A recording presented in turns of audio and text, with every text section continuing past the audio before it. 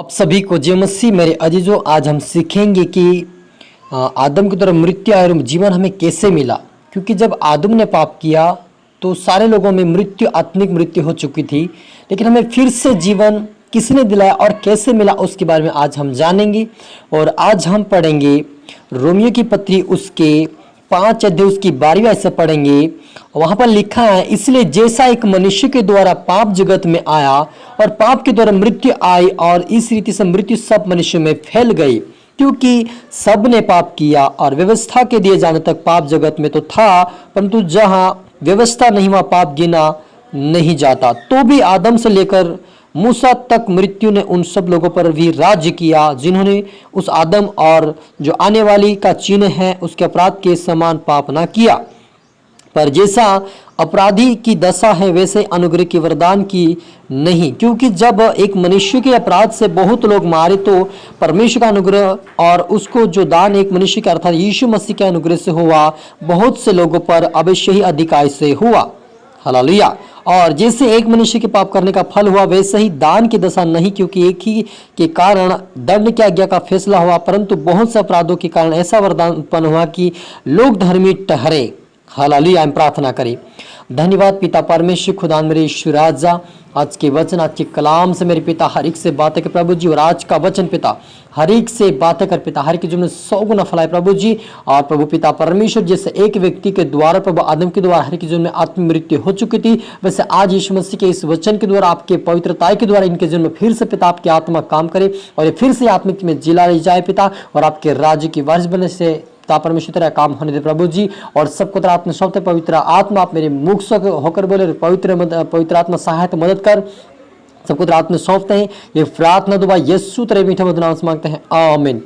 तो मेरे अजीजों, यहाँ पर एक आज का विषय एक महत्वपूर्ण है कि जो पहला व्यक्ति परमेश्वर ने बनाया था उन्होंने परमेश्वर के विरुद्ध में पाप किया, यानी कि उन्होंने परमेश्वर की आज्ञाओं को तोड़ दिया। क्योंकि परमेश्वर ने से कहा था कि इस वाटिका के सारे वृक्ष के फल तो बेखटक खा सकता है, लेकिन जो वाटिका के बीच में एक पेड़ है जो बुरे भले ज्ञान का, उससे ना खाना। मेरे अजीजों, इस फल के बारे में कहा था, लेकिन उन्होंने आज्ञा तोड़कर अब हवा ने खाया, यानी कि नारी हवाबाई ने, जो नारी उसका नाम था हवाबाई ने खाया, आदम को खिला, दोनों पाप में गिर गया और उनकी आत्मिक मृत्यु हो चुकी और वे नंगेपन पाए गए। लेकिन उसी जीवन को परमेश्वर ने फिर से हमें देने के लिए, फिर से आत्मिक जीवन देने के लिए हमें प्रभु यीशु मसीह को उसके वंश के द्वारा भेजा। क्योंकि आदम, जब परमेश्वर ने अब्राहम से वादा किया कि मैं तेरे वंश को अनगिनत करके बालकिनकों के समान बढ़ाऊंगा और उनके बचाए रखूंगा। फिर मूसा से कहा कि मैं तेरे वंश को बचाए रखूंगा, उनको बचाऊंगा, और तुम्हें फिर से मैं यरूशलेम में बसाऊंगा। फिर से यरूशलेम के पहाड़ पर तुम इकट्ठा होंगे और बसे जाओगे। ये परमेश्वर का वचन था। उस वायदे के अनुसार उन्होंने ये भी कहा था कि यीशे के ठूठ में से एक फुदल निकलेगा और उसमें से दानिया फल फेंगी और सारे लोग जीवन को प्राप्त करेंगे, ये भी कहा गया था। और दाऊद के परिवार से तेरा वंश कहलाएगा, ये भी कहा गया था। और हम देखते कि दाऊद के परिवार से यीशु मसीह आज जन्मा है यूसुफ के द्वारा। हालेलुया। और हम देखते हैं कि जैसे आदम के द्वारा मनुष्य के जीवन में मृत्यु समा गई और वे आत्मिक रूप से मर चुके थे, उसी जीवन को फिर से देने के लिए परमेश्वर ने अपने एक लौते पुत्र यीशु मसीह को आप और मेरे लिए भेजा, ताकि व्यवस्था के दिए जाने तक तो पाप जगत में तो था, परंतु जहां व्यवस्था नहीं वहां पाप गिना नहीं जाता। हालेलुया। तो भी आदम से लेकर मूसा तक मृत्यु ने उन लोगों पर राज्य भी किया जिन्होंने उस आदम के जो उस आने वाले के चिन्हों के अपराधों के समान पाप ना किया। हालेलुया। जिन लोगों ने पाप नहीं किया तभी उनके ऊपर मृत्यु का जो था डंक वो राज्य करता रहा उनके ऊपर, लेकिन परमेश्वर को फिर भी आदम और जैसे मूसा वगैरह जो थे परमेश्वर के लोग, उनको परमेश्वर उठाया, लेकिन बाकी जो लोग थे परमेश्वर को नहीं मानते, उनके ऊपर आज भी मृत्यु का जो भय है उनके ऊपर छाया हुआ है। मृत्यु का आत्ममृत्यु उनके ऊपर आज भी है, लेकिन जितने लोग उसके ऊपर विश्वास करते उनको परमेश्वर उठाता और खड़ा करता है। लेकिन लिखा है, तो भी आदम से लेकर मूसा तक मृत्यु ने उन सब लोगों पर राज्य किया। पर जैसी अपराध की दशा है, जैसे अपराध की दशा वैसे अनुग्रह के वरदान की नहीं।